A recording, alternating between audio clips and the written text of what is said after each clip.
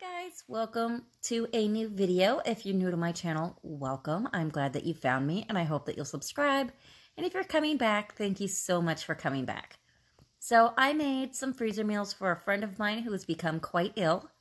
Now, not all the footage saved. I don't know, my camera app is beginning to act up a little bit and my actual camera is still messed up. So I don't know. I might have to just go ahead and look into getting myself another camera.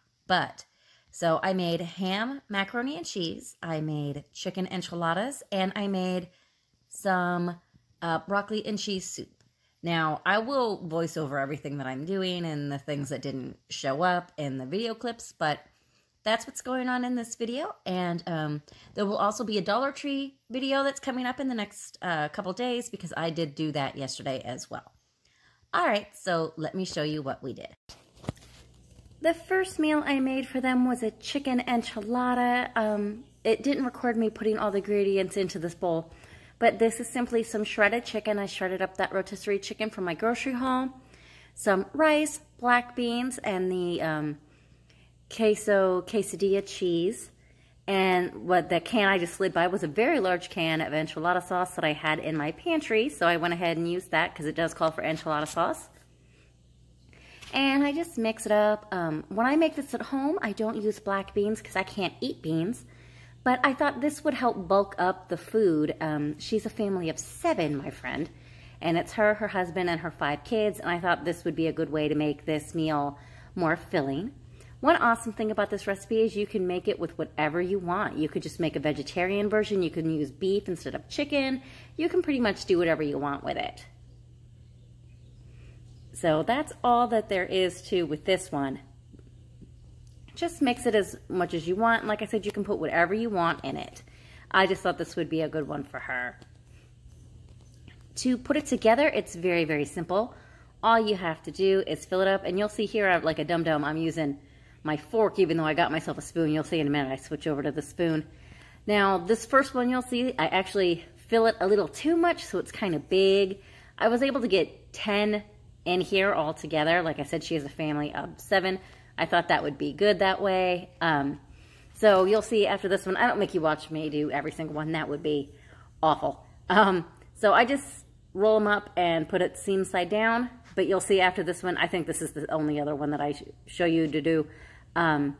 You fill it just a little bit less. You want to make sure there's plenty of stuff in it, otherwise it's disappointing. But you don't want it to be too big, otherwise everything's not going to fit either. There we go.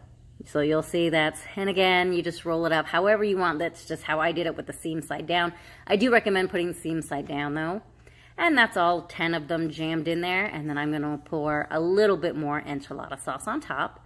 And that's just to make it, you know, extra good, in my opinion. It's a mild sauce, so it's not too spicy or anything like that.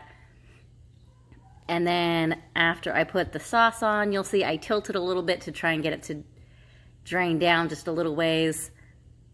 And then I used some shredded cheddar that I had, or I used the rest of the quesadilla cheese. The cheddar came in later. I got so much cheese in the last grocery haul, I can't keep it all straight now. But that's all I did for the chicken enchiladas. And then I worked on the ham mac and cheese. While the noodles were boiling, I went ahead and made the part of the sauce. This is 1 cup of milk and 3 eggs. And you put the 3 eggs in the milk and you make sure you combine it really well. And that way, it's kind of the sauce that goes over the noodles, ham, and cheese and helps combine everything and makes it really creamy. It's really quite good. I will most likely use this again another time. I might even do this without ham, just make mac and cheese this way. You have to make sure that it's combined really, really well. And off to the side there, you might see some broccoli. That's just the broccoli that I had prepped for the broccoli and cheese soup. Okay, and then that's the ham. I actually went in later and used a knife to separate it a little bit. This is the same pot I made the noodles in. I just melted 2 tablespoons of butter and start sauteing the ham. And then you mix all of it together, and then I added a bag of mixed vegetables in there as well. And you'll see I'm just stirring it up. I pulled a little stem out, but otherwise, you know, it's just macaroni and cheese with ham and the mixed veggies. Again, I added the veggies because I thought it would help bulk up the meal itself. So then you'll see I just pour everything into the pan. This is a good one too. We've not done it with the mixed vegetables before. I did the mixed vegetables because I thought, like I said, it would help buff up the meal some. I didn't bring her bread or anything to go with it because I wasn't sure how much freezer space she had, for one. But also, I wasn't sure when she was going to eat it, and I wouldn't want to get her something and then have it go bad before they were able to eat it. And then this is some leftover cheddar cheese. This was the cheddar, and I sprinkled it on top because everybody knows the more cheese, the better when it comes to macaroni and cheese, right?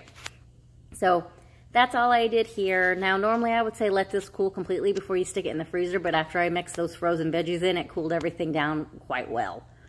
So I was able to go from there. Here's that broccoli. This is just how I trimmed it up. I cut the stem off and cut it into really small pieces. I know some people like bigger pieces of broccoli in their soup. I like it when they're smaller, so that's just what I did. That's how I make it. It was really good. I tasted it. You know, I tasted a little bit before I finished it, so I could make sure everything was good. And it's good. I'm going to have to make it in the next couple days for my family, I think. Or next week sometime. I already have the meals for this week, but I think they will like that a lot. Even my I don't like broccoli kid, I think, will like this one just because there's so much cheese in it. And then you also dice up 2 carrots, and that's the carrots with the milk and the garlic and onion and everything simmering away in here. It was very good. I do recommend it. And I will link the recipes for everything down below. And then it came to a boil.